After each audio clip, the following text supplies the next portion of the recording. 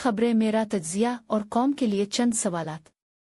जब दुश्मन सरहद पर आंखें दिखाता है तो जनरल आसिम मुनीर कौम को तरानों में बहलाकर खामोश कराने की कोशिश करते हैं।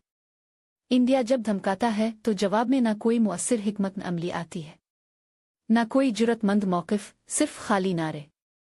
दूसरी तरफ पाकिस्तान के अंदर जनरल साहिब हर इदारे में मुदाखलत कर रहे हैं।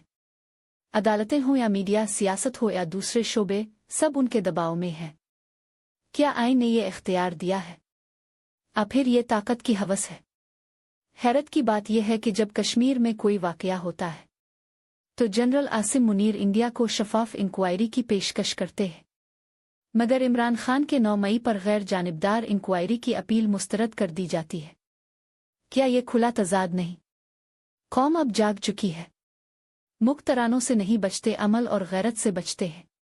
अगर अब भी होश न आया तो तारीख हमें इबरत का निशान बना देगी।